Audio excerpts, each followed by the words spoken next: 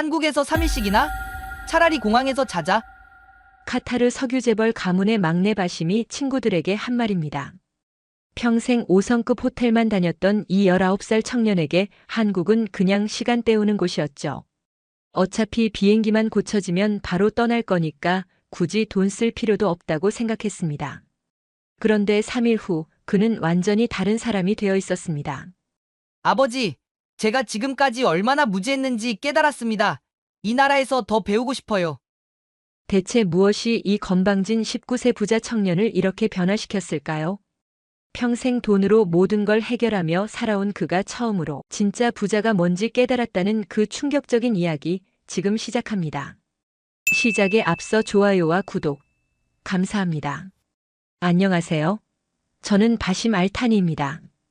카타르에서 온 19살 대학생이고 아버지는 석유 관련 사업을 하고 계십니다. 솔직히 말씀드리면 한국에 오게 된 건 제 의지가 아니었습니다. 형들은 모두 영국이나 미국 대학에 보내주셨는데 저만 한국 대학교에 보내신다고 하셨거든요. 성적이 좀 아쉬웠던 게 이유였죠. 그때만 해도 한국이 어떤 나라인지 제대로 알지 못했습니다.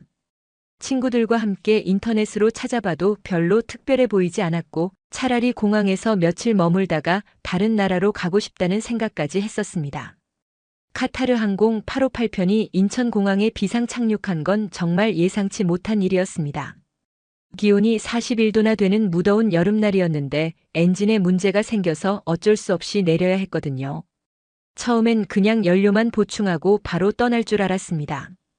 그런데 항공사 직원이 수리에 최소 3일은 걸릴 거라고 하더군요. 친구들과 저는 정말 당황스러웠습니다.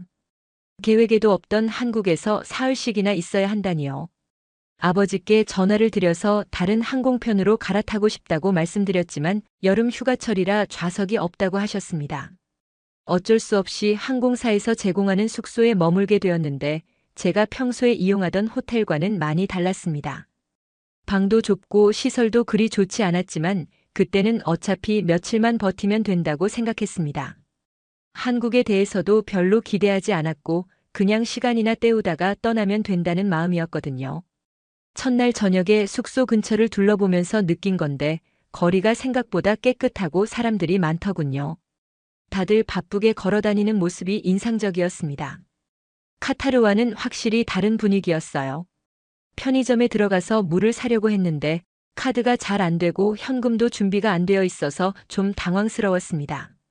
그런데 그때 뒤에 계시던 분이 자연스럽게 도움을 주시더군요. 돈을 받으려고도 하지 않으시고 그냥 가버리셨어요. 그게 제가 한국에서 처음 경험한 일이었습니다. 카타르에서는 모르는 사람이 그렇게 도움을 주는 경우가 거의 없거든요. 특히 외국인한테는 더욱 그렇죠. 조금 신기하다는 생각이 들었습니다. 하지만 그때까지만 해도 그냥 우연한 일이라고 생각했어요. 한두 번 친절한 사람을 만난 것뿐이라고 여겼거든요. 아직은 한국이라는 나라에 대해 특별한 감정이 없었습니다. 다음 날 아침 항공사에서 제공한 임시 숙소에서 잠을 깨고 나니 현실이 느껴졌습니다. 제가 평생 머물렀던 호텔들과는 정말 달랐거든요. 침대도 작고 화장실도 공용이었습니다. 친구들은 계속 불평을 했지만 저는 오히려 조금 호기심이 생겼어요. 아버지께 전화를 드려서 5성급 호텔로 옮기고 싶다고 말씀드렸는데 여름 휴가철이라 서울 시내 좋은 호텔들이 모두 만실이라고 하시더군요. 평생 돈으로 해결되지 않는 일이 없었는데 이런 경우는 처음이었습니다. 어쩔 수 없이 그 숙소에서 하루 더 머물기로 했습니다. 그런데 신기한 건 그곳에 머무는 다른 사람들이었어요. 대부분 젊은 학생들이나 직장인들 같아 보였는데 다들 불편해하지 않고 자연스럽게 지내더군요. 복도에서 만난 한 대학생은 제가 외국인인 걸 알고도 자연스럽게 인사를 해주었습니다. 영어를 잘하지는 못했지만 손짓 발짓으로 근처 맛있는 식당을 알려주려고 노력하더군요. 그 모습이 참 인상적이었어요. 저녁에 그 학생이 추천해준 식당에 가봤는데 작은 골목에 있는 정말 소박한 곳이었습니다. 메뉴판도 한글로만 되어 있어서 뭘 시켜야 할지 몰랐는데 사장님이 직접 나오셔서 외국인도 먹기 좋은 음식을 추천해 주시더군요. 그때 처음 먹어본 한국 음식의 맛이 정말 놀라웠습니다. 카타르에서 먹던 고급 레스토랑 음식과는 완전히 다른 종류의 맛이었어요. 더 진하고 깊은 맛이라고 할까요? 게다가 가격도 제가 예상했던 것보다 훨씬 저렴했습니다. 사장님은 저희가 외국인이라는 걸 아시고도 반찬을 더 많이 주시고 심지어 후식으로 식혜라는 음료까지 서비스로 주셨어요. 왜 그렇게 친절하게 해주시는지 궁금해서 물어보니 그냥 멀리서 온 손님이니까 잘 대접하고 싶다고 하시더군요. 그날 밤 숙소로 돌아오면서 계속 생각이 났습니다. 카타르에서는 돈을 많이 내야 받을 수 있는 대접을 여기서는 그냥 받았거든요. 물론 시설이나 음식의 화려함은 부족했지만 뭔가 다른 종류의 풍요로움을 느꼈어요. 셋째 날 친구들과 함께 서울 시내를 구경하기로 했습니다.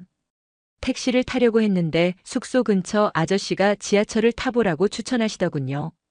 처음에는 대중교통을 이용한다는 게 좀 어색했지만 한국의 지하철이 어떤지 궁금하기도 했어요. 지하철역에 내려가자마자 깜짝 놀랐습니다.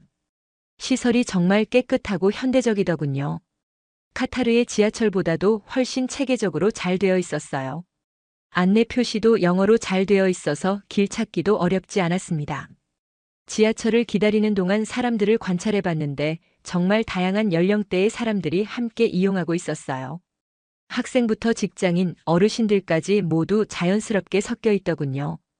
카타르에서는 계층별로 이용하는 교통수단이 다른데 여기서는 그런 구분이 없어 보였습니다. 지하철이 도착하고 사람들이 타는 모습을 보니 더욱 신기했어요. 내리는 사람을 먼저 기다리고 임산부나 어르신들에게 자리를 양보하는 것이 자연스러운 문화처럼 보였거든요. 누가 시키지도 않았는데 말이에요. 한 정거장을 지나면서 무거운 짐을 든 할머니가 타셨는데 바로 여러 사람이 일어나서 자리를 양보하려고 하더군요. 할머니는 괜찮다고 하셨지만 결국 한 중학생이 자리를 드렸어요. 그 모습을 보면서 정말 놀라웠습니다. 카타르에서는 나이가 많으신 분들이 대부분 운전기사가 있어서 대중교통을 이용하지 않거든요. 설령 이용한다고 해도 이런 상황은 거의 없었어요. 여기서는 서로 모르는 사람들끼리도 자연스럽게 배려하는 모습이 당연한 것처럼 여겨지더군요. 목적지에 도착해서 지하철에서 내리는데 한 아저씨가 저희가 외국인인 걸 보시고 길을 물어보시더군요. 영어로 도움이 필요하냐고 물어보시면서 친절하게 방향을 알려주셨어요. 심지어 스마트폰으로 지도까지 보여주시면서 설명해 주셨습니다. 그때 처음으로 이 나라 사람들이 정말 다르다는 걸 느꼈어요. 외국인에 대한 경계심이나 거부감이 거의 없어 보였거든요. 오히려 도움을 주려고 적극적으로 나서는 모습들이 계속 눈에 띄었습니다. 오후에 친구들과 함께 대형마트에 갔습니다. 한국의 마트가 어떤지 궁금했거든요. 들어가자마자 규모에 놀랐어요. 정말 크고 물건도 다양했습니다. 무엇보다 가격이 저렴한 것들이 많아서 신기했어요. 생수와 간단한 간식을 사려고 계산대에 갔는데 문제가 생겼습니다. 제 신용카드가 또 작동하지 않았거든요. 현금도 한국 돈으로 충분히 준비하지 못했어서 당황스러웠어요. 계산원분께 죄송하다고 말씀드리고 카드를 다시 시도해봤지만 계속 안 되더군요. 그때 뒤에 줄 서 계시던 40대 정도 되어 보이는 아주머니가 무슨 일인지 물어보셨어요. 상황을 설명드리니까 별것 아닌 일이라는 듯이 자신이 대신 계산해주겠다고 하시더군요. 정말 당황스러웠어요. 저는 급하게 지갑에서 달러를 꺼내서 드리려고 했는데 그 아주머니는 손사래를 치시면서 받지 않으시더군요. 외국에서 온 젊은 친구들이 어려워 보여서 도와주는 거라고 하시면서 한국에 좋은 추억 만들고 가라고 하셨어요. 그 아주머니가 계산을 해주시고 나서도 계속 신경 써주셨어요. 근처에 환전할 수 있는 곳이 어디 있는지 알려주시고 한국 음식 중에 외국인들이 좋아하는 것들도 추천해 주셨거든요. 정말 자연스럽게 도움을 주시는 모습이었어요. 마트를 나오면서 친구들과 이야기를 나눠봤는데 모두 비슷한 경험을 했다고 하더군요. 길을 물어보면 친절하게 알려주고 무거운 물건을 들고 있으면 도와주려고 하고 심지어 사진을 찍어달라고 하면 기꺼이 도와주는 사람들이 많았다고 했어요. 카타르에서는 이런 일들이 거의 없거든요. 물론 친절한 사람들이 있지만 대부분 서비스업에 종사하는 분들이고 그것도 돈을 받고 하는 일이죠. 여기서는 일반 시민들이 그냥 자연스럽게 서로를 도와주는 문화가 있는 것 같았어요. 그날 저녁 숙소로 돌아오면서 계속 생각했습니다. 이 사람들은 왜 이렇게 친절할까? 외국인인 저희에게 특별히 잘해주는 건가? 아니면 원래 이런 문화인 건가? 점점 더 궁금해졌어요. 마지막 날 오후 친구들과 함께 명동 거리를 구경하고 있었는데 갑자기 비가 쏟아지기 시작했습니다. 한국의 여름비는 정말 갑작스럽고 양이 많더군요. 우산도 없이 나온 저희는 급하게 건물 처마 밑으로 피했어요. 그런데 신기한 일이 벌어졌습니다. 지나가던 사람들이 하나둘씩 저희를 보더니 우산을 나눠주기 시작하는 거예요. 처음에는 잠깐 같이 써도 된다는 의미인 줄 알았는데 아예 우산을 주고 가시는 분들이 있었어요. 한 할머니는 본인은 비를 맞으면서도 저희에게 우산을 씌워주셨어요. 저희가 외국인이라는 걸 아시고도 말이에요. 우산을 돌려드리려고 했는데 괜찮다고 하시면서 그냥 가지고 있으라고 하시더군요. 젊은 친구들이 비 맞으면 감기 걸린다고 하시면서요. 또 다른 아저씨는 편의점에서 우산을 새로 사서 저희에게 주고 가셨어요. 돈을 드리려고 했는데 절대 받지 않으시더군요. 그냥 한국의 좋은 추억 만들고 가라고 하시면서 웃으시던 모습이 지금도 기억에 남아요. 비가 그치고 나서도 계속 놀라운 일들이 있었어요. 젖은 옷 때문에 걱정하고 있는데 근처 상점 아주머니가 수건을 가져다 주시더군요.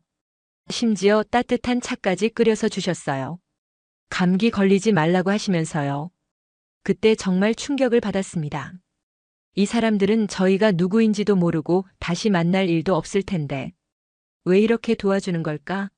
카타르에서는 가족이나 친한 친구가 아니면 이런 도움을 받기 어려웠거든요. 친구들과 이야기를 나눠보니 모두 같은 생각이었어요. 이 나라 사람들에게는 뭔가 특별한 게 있다는 거였죠. 돈을 받고 하는 서비스가 아니라 그냥 진심에서 우러나오는 친절함 같은 것 말이에요. 호텔로 돌아가는 길에 한 가지 깨달은 게 있었어요. 제가 지금까지 받았던 친절함들이 모두 조건 없는 것들이었다는 거예요. 저희가 돈이 많은지 없는지, 어떤 집 아들인지 이런 걸 전혀 묻지 않고 그냥 도와주셨거든요.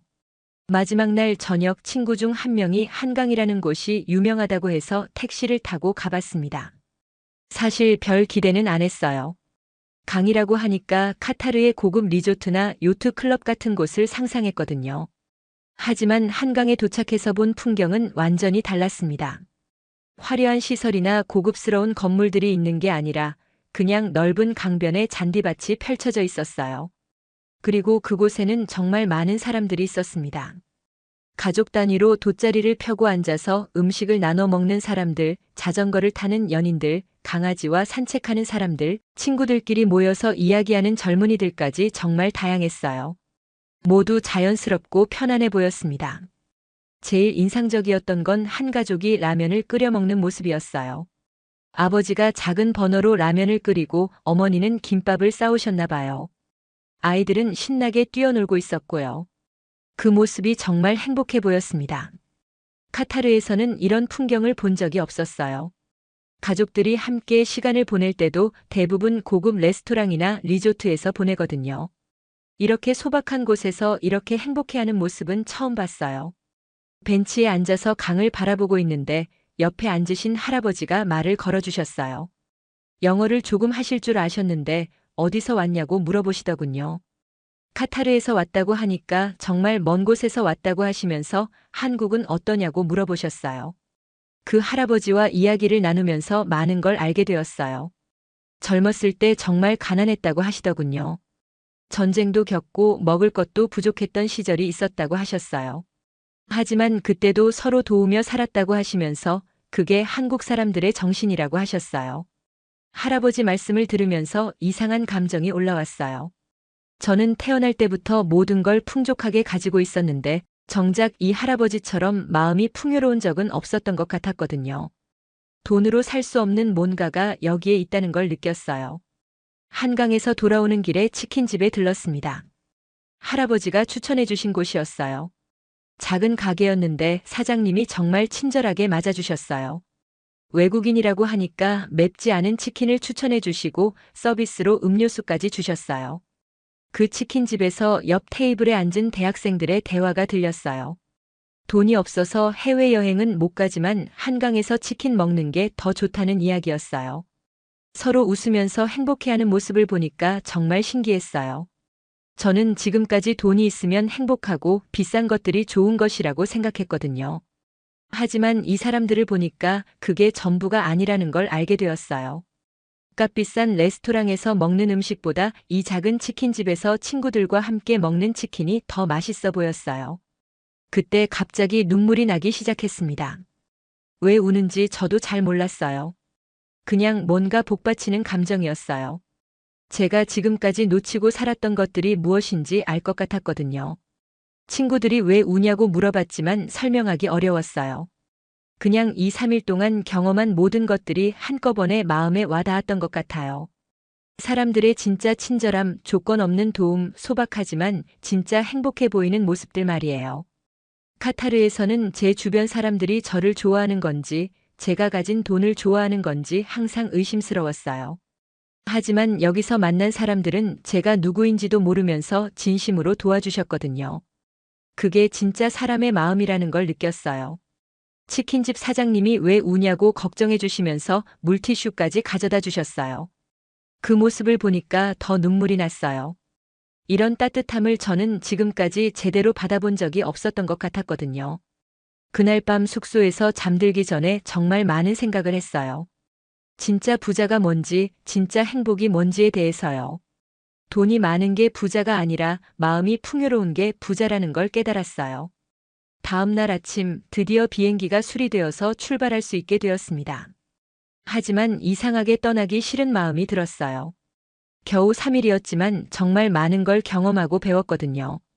공항으로 가는 길에 지난 3일을 돌이켜봤어요. 처음에는 그냥 시간이나 때우다가 떠나려고 했는데 이제는 이 나라가 정말 특별하다는 걸 알게 되었어요. 사람들의 마음이 다르더군요. 인천공항에 도착해서 출국 수속을 밟으면서 아버지께 전화를 드렸어요. 그리고 정말 진심으로 말씀드렸어요. 한국에서 공부하고 싶다고, 이 나라 사람들처럼 되고 싶다고 말이에요. 아버지는 처음에는 무슨 말인지 이해하지 못하시더군요.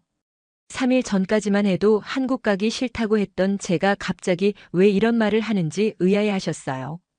하지만 제가 경험한 일들을 하나하나 말씀드리니까 놀라워 하셨어요. 비행기에 타기 전에 한국에서 도움을 받았던 분들을 생각해 봤어요. 편의점에서 계산해 주신 아주머니, 우산을 주고 가신 할머니, 길을 알려주신 아저씨, 한강에서 만난 할아버지, 치킨집 사장님까지 모든 분들이 고마웠어요. 그분들께 개별적으로 감사 인사를 드릴 수는 없었지만 마음속으로 정말 고맙다고 인사를 드렸어요. 그리고 저도 언젠가는 그분들처럼 다른 사람을 도울 수 있는 사람이 되겠다고 다짐했어요. 비행기가 이륙하면서 창밖으로 한국 땅이 보였어요. 3일 전에는 그냥 작은 나라라고 생각했는데 이제는 정말 위대한 나라라는 걸 알게 되었어요. 건물이 높아서가 아니라 사람들의 마음이 높아서 위대한 나라였어요. 그렇게 3일이 지나고 카타르로 돌아갔지만 마음속에는 계속 한국에서의 경험이 남아 있었습니다. 친구들에게 한국 이야기를 해봤지만 대부분 이해하지 못하더군요. 그냥 운이 좋아서 친절한 사람들을 많이 만났을 거라고 생각했어요. 하지만 저는 그게 아니라는 걸 알고 있었습니다. 단순히 몇 명의 친절한 사람을 만난 게 아니라 그 나라 전체가 가지고 있는 특별한 문화를 경험한 거였거든요. 서로 모르는 사람끼리도 자연스럽게 도움을 주고받는 그런 문화 말이에요. 몇 주 후 한국에 대해 더 알고 싶어서 인터넷으로 찾아봤습니다. 그때 알게 된 사실들이 정말 놀라웠어요. 불과 70년 전만 해도 세계에서 가장 가난한 나라 중 하나였던 한국이 이렇게 발전했다는 걸 알게 되었거든요. 전쟁의 폐허 속에서 아무것도 없이 시작해서 지금의 모습까지 만들어낸 것이었어요. 그것도 석유나 다이아몬드 같은 천연자원이 있어서가 아니라 오직 사람들의 노력과 교육으로만 이뤄낸 발전이었습니다. 정말 믿기지 않았어요. 더 놀라운 건 발전 과정에서도 서로 돕는 문화를 잃지 않았다는 점이었어요. 오히려 어려울 때일수록 더 단결하고 함께 이겨나가려고 했다는 이야기들을 읽으면서 감동받았습니다. 제가 경험했던 그 따뜻함의 뿌리가 거기에 있었던 거예요. 카타르는 석유 덕분에 부유해진 나라입니다. 천연자원이라는 큰 행운이 있었죠. 하지만 한국은 그런 행운 없이도 세계적인 나라가 되었어요. 사람의 힘만으로 말이에요. 그게 얼마나 대단한 일인지 그때 깨달았습니다. 기술이나 경제 발전도 놀랍지만 더 놀라운 건 사람들의 마음이었어요. 발전하면서도 인간적인 따뜻함을 잃지 않았다는 점이 정말 위대하다고 생각했어요. 많은 나라들이 부자가 되면서 개인주의가 심해지는데 한국은 달랐거든요. 아버지께 한국 유학을 정말 진심으로 부탁드렸어요. 단순히 공부를 하기 위해서가 아니라 그 사람들로부터 배우고 싶었거든요. 돈으로는 살 수 없는 것들을 배우고 싶었어요. 진짜 부자가 되는 방법을 말이에요. 처음에는 아버지께서 이해하지 못하셨어요. 유럽이나 미국에 비해 한국이 뭐가 좋냐고 하셨거든요. 하지만 제가 경험한 일들을 자세히 말씀드리고 한국의 역사와 발전 과정에 대해서도 설명드리니까 조금씩 이해해 주셨어요. 그 후 몇 달 동안 한국에 대해 더 많이 공부했습니다. K-팝이나 드라마가 전 세계적으로 인기를 얻는 이유도 알 것 같았어요. 단순히 재미있어서가 아니라 그 안에 담긴 사람에 대한 따뜻함과 희망 때문이라는 생각이 들었거든요. 마침내 아버지께서 한국 유학을 허락해 주셨을 때 정말 기뻤습니다. 그리고 지금 이렇게 한국에서 공부하면서 그때 느꼈던 감동들이 일회성이 아니었다는 걸 확인하고 있어요. 정말 특별한 나라에 온 것 같습니다. 한국의 위대함은 높은 빌딩이나 좋은 기술에 있는 게 아니었어요. 어려운 상황에서도 서로를 돕고 함께 발전해온 사람들의 마음에 있었습니다. 그리고 그 마음이 지금도 계속 이어져 내려오고 있다는 것, 그게 정말 대단하다고 생각해요. 오늘 사연은 여기까지입니다. 카타르 부자 청년이 한국에서 진정한 부의 의미를 깨달은 스토리 어떠셨나요? 사연의 주인공에게 응원의 댓글을 남겨주세요. 지금까지 감동정거장에서 사연 전해드렸습니다. 사연이 마음에 드셨다면 좋아요와 구독 부탁드립니다. 시청해주셔서 감사합니다.